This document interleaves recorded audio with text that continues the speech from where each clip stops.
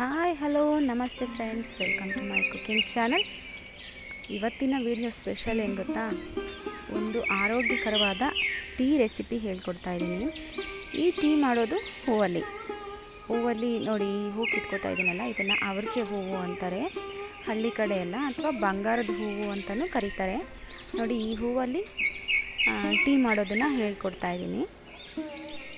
ರಸ್ತೆಯ ಬದಿಗಳಲ್ಲಿ ಸಾಮಾನ್ಯವಾಗಿ ಈ ಹೂವು ಎಲ್ಲ ಕಡೆಯೂ ಸಿಗುತ್ತೆ. ಒಮ್ಮೆ ನೋಡ್ಕೊಳ್ಳಿ, ಈ ಹೂವನ್ನು ಎಲ್ಲೇ ಸಿಕ್ಕರೂ ಕೂಡ ಇದನ್ನು ಬಿಡಬೇಡಿ. ಕಿತ್ಕೊಂಡು ಬಂದುಬಿಟ್ಟು ಟೀ ಮಾಡಿ ಮನೆಯಲ್ಲಿ, ಆರೋಗ್ಯಕ್ಕೆ ತುಂಬಾ ಒಳ್ಳೆಯದು. ಟೀನ ಹೇಗೆ ಮಾಡೋದು ಅಂತ ನೋಡೋಣ ಬನ್ನಿ, ವಿಡಿಯೋ ಸ್ಟಾರ್ಟ್ ಮಾಡೋಣ.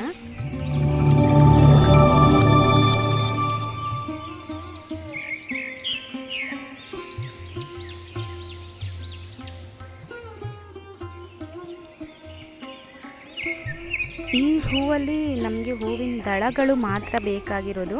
ಸ್ವಲ್ಪ ದಪ್ಪ ಮೊಗ್ಗಿದ್ರೂ ಪರವಾಗಿಲ್ಲ, ಅದನ್ನು ಕೂಡ ಹಾಕೋಬಹುದು. ದಳಗಳನ್ನು ಮಾತ್ರ ಬಿಡಿಸ್ಕೊತಾ ಇದ್ದೀನಿ.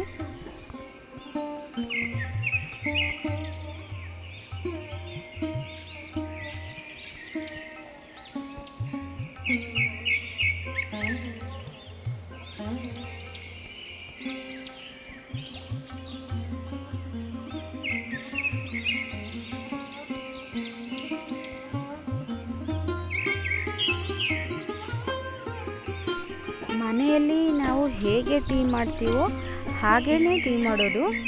ಟೀ ಪೌಡರ್ ಬದಲಿಗೆ ಈ ಹೂವಿನ ದಳಗಳನ್ನು ಹಾಕೋತಾ ಇದ್ದೀನಿ. ಹಾಗೆ ಸಕ್ಕರೆ ಬದಲಿಗೆ ಬೆಲ್ಲನ ಉಪಯೋಗಿಸಿ, ಹಾಗಾದರೆ ಮಾತ್ರ ಆರೋಗ್ಯಕ್ಕೆ ತುಂಬ ಒಳ್ಳೆಯದು. ಸಕ್ಕರೆ ಉಪಯೋಗಿಸ್ಬೇಡಿ.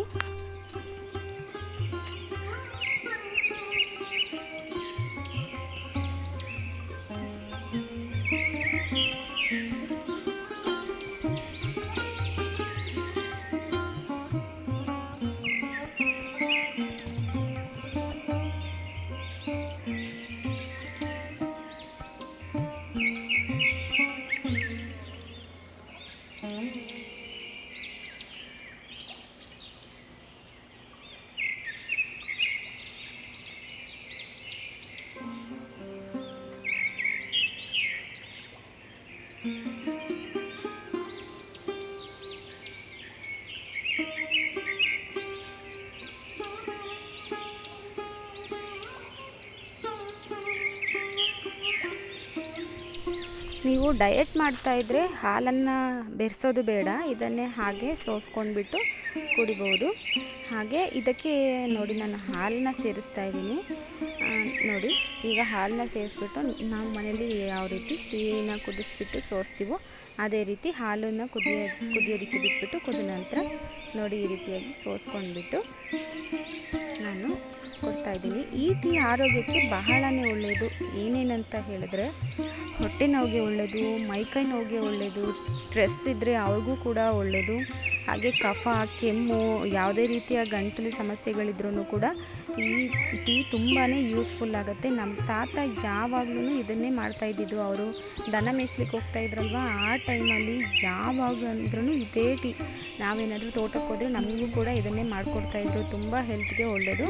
ನೋಡಿರೋ ರಸ್ತೆ ಬದಿಗಳಲ್ಲಿ ಹಿಂಗೆ ಸಿಗುತ್ತೆ ಈ ಹೂವು. ಒಮ್ಮೆ ಈ ರೀತಿಯಾಗಿ ಟ್ರೈ ಮಾಡಿ. ಟೀ ಪೌಡ್ರಿಗೆ ಕಲರ್ ಹಾಕಿರ್ತಾರೆ, ಆರ್ಟಿಫಿಷಿಯಲ್ ಕಲರ್, ಅದು ಆರೋಗ್ಯಕ್ಕೆ ಒಳ್ಳೆಯದಲ್ಲ. ಈ ರೀತಿಯಾಗಿ ನ್ಯಾಚುರಲ್ ಆಗಿ ನಮಗೆ ಪ್ರಕೃತಿ ಕೊಟ್ಟಿರುವಂತಹ ಹೂಗಳನ್ನೇ ಬಳಸಿ ಈ ರೀತಿಯಾಗಿ ಟೀ ಮಾಡಿ ಕುಡಿದ್ರೆ ನಮ್ಮ ಆರೋಗ್ಯಕ್ಕೂ ಕೂಡ ಒಳ್ಳೆಯದು. ನೀವು ಕೂಡ ಇದೇ ರೀತಿ ಟ್ರೈ ಮಾಡಿ ನೋಡಿ. ನಿಮಗೆ ರಸ್ತೆ ಬದಿಗಳಲ್ಲಿ ಇದು ಸಿಗುತ್ತೆ ಈ ಹೂವು. ಒಮ್ಮೆ ತೊಗೊಂಡು ಬಂದುಬಿಟ್ಟು ಟ್ರೈ ಮಾಡಿ ನೋಡಿ. ಹಾಗೆ ನಿಮ್ಮ ಆರೋಗ್ಯನ ಚೆನ್ನಾಗಿ ಕಾಪಾಡ್ಕೊಳ್ಳಿ.